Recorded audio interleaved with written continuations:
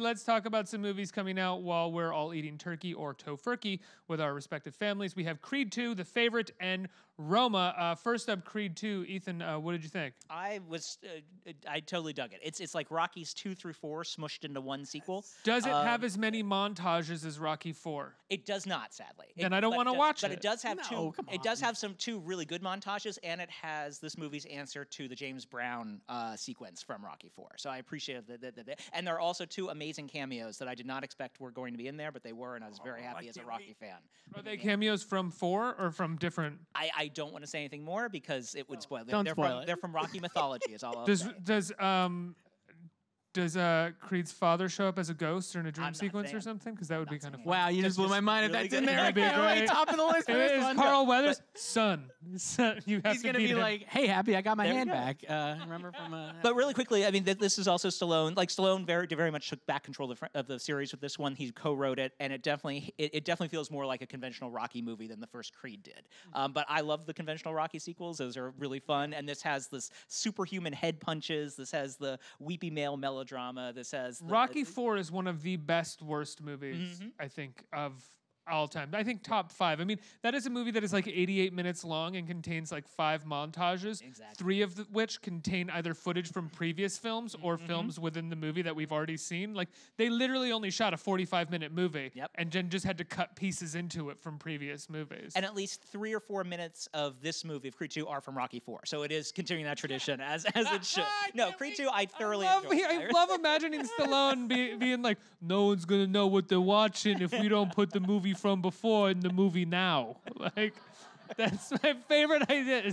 And everyone going, yeah, man, whatever you Your want. Stallone needs a little work, I'll say. It sounded a little like Tony Lip. I wasn't going It's the same It's impression. a Tony Lip impression. It's but with a, Rocky. it's a generic Italian impression, and I'm very sorry to Italian Americans for doing that to you.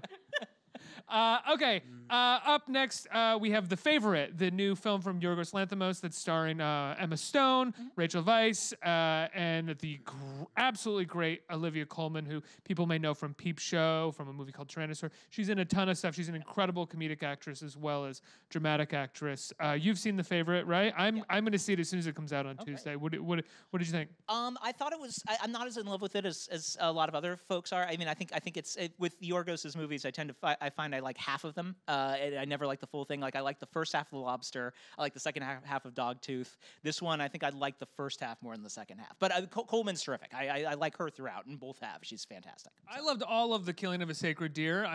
I felt like The Lobster felt like 3 acts of different movies, just sort of combined and not one full story told.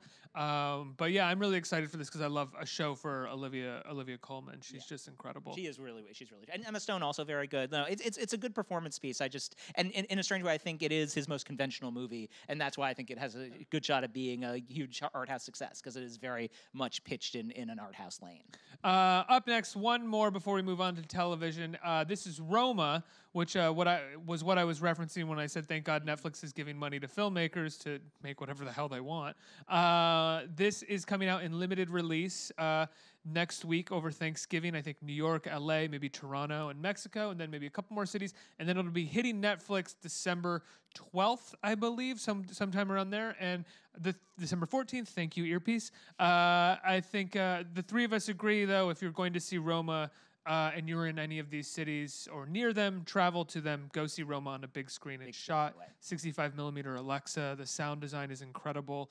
And it's Alfonso Cuarón of Gravity and Children of Men making a epic personal film. Yeah. It's really special and incredible. Yeah, we were talking about this earlier, but the filmmaking, it's just so incredibly well directed. It's like, I actually think it's his best directed movie. That's saying something considering Children of Men and Gravity are on his resume. I'd say both those films are actually, I enjoyed more than Roma, but I mean, it's just like a really great, really well-made movie. I said to you, I've been thinking about replaying scenes in my head over and over again.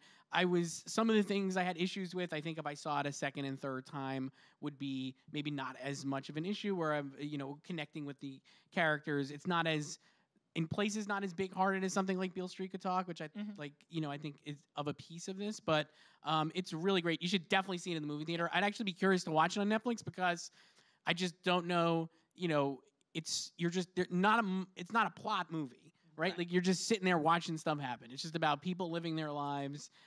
in a very heightened time period. So that's how timely it is now. It kind of does remind me a lot of how we just walk through our lives, and there's like, you know, massive, deadly wildfires in California, and we have a president who's just, you know, lost the thread, to say mildly, and you're just kind of like existing, right? Like you go through your everyday life. You're going to go to the grocery store. You wake up. You talk to your spouse. Or you talk host to a show about movies you and host a television. show, talk about movies, and Roma is literally about this, right? It's just like about like what we're doing as the world is burning, and I think that's really compelling. But yeah, I definitely would say you have to see it in a movie theater. I don't know how you watch it at home. I don't know how you watch Roma at home either. Right. It's just it'd be impossible. You need to be enveloped in it. It's that kind of. I mean, I think it's the closest Corona's made to a Fellini film too. Like I just felt Fellini fit throughout that film in great ways.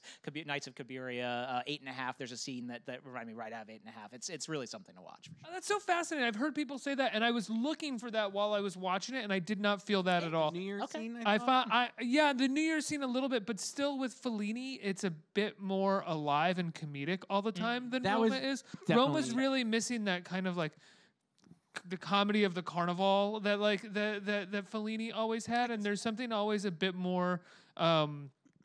I don't know. I can't think of another filmmaker. There was something that I thought of that while I was watching it more so than Fellini. But yeah, I was Michael missing Mann. some of the what? Michael Mann. Miami Yes, Vice. Michael- It was a lot like Michael- Miami Vice. You know. I got more Bay, to be honest with you. No, it was something I did miss. I wish there was a little more humor to a lot of the scenes in Roma, but I also at the same time hesitate to criticize it at all because it's just so beautifully made. Right. And It's great that it exists. Yeah. Be honest. No, Exactly. it's a great movie. I do understand those. It doesn't have a great sense of humor about itself, but you know, he wasn't in a great sense of humor type mood, I guess.